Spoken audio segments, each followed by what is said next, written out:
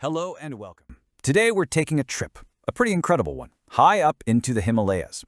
We're going to explore the magnificent Thiksey Monastery in Ladakh.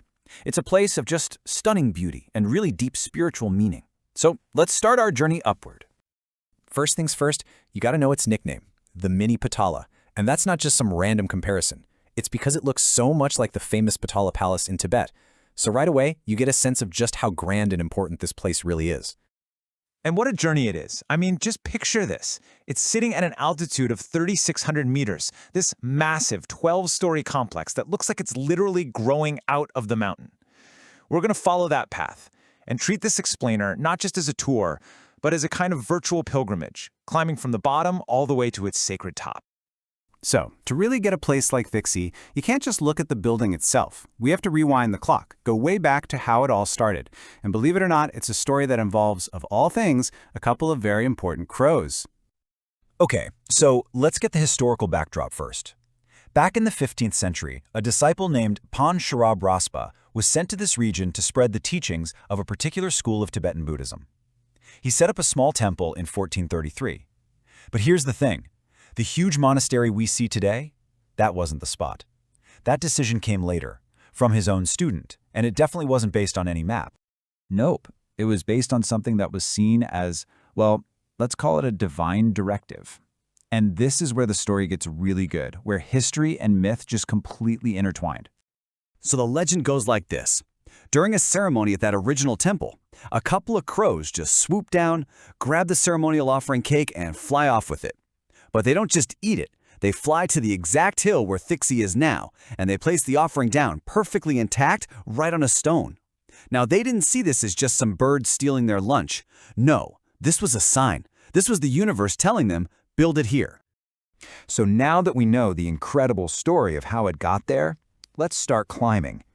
The way the monastery is built, with all these layers going up the side of the mountain, it's earned this other fantastic nickname, the Himalayan wedding cake. And that name just perfectly captures the design, right? Think about it. Everything is arranged by importance. At the very bottom of the hill, you've got the homes for the monks and nuns. As you climb up, you get to the main temples. And at the absolute peak, that's where the chief lama lives.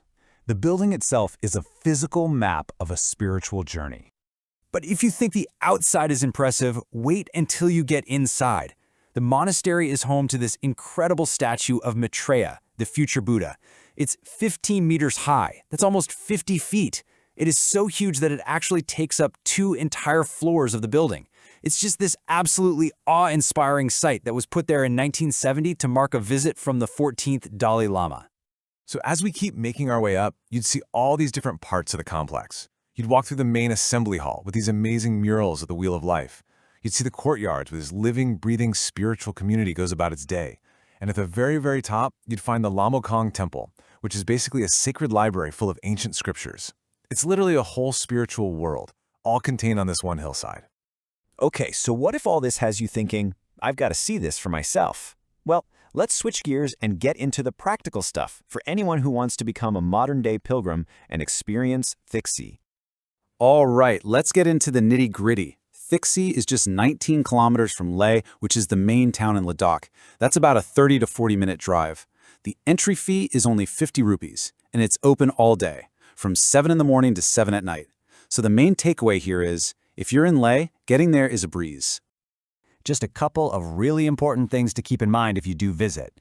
You are asked to be quiet and respectful. This is an active working monastery after all. And remember that library we talked about, the Lamokong Temple at the very top? It's important to know that entry into that specific room is only for men. So that's a key detail to have before you make the climb all the way up there. And hey, we always want to be upfront with you. While our source material does mention some places to stay nearby, it doesn't give us any current prices for accommodation. It also really focuses on how to get there from Leh, but not the detailed routes all the way from a bigger city like Delhi. So that first leg of your journey, that would take a little bit of extra research from your end. But really, a visit to Thiksey is about so much more than just the architecture. It's about feeling the pulse of the place.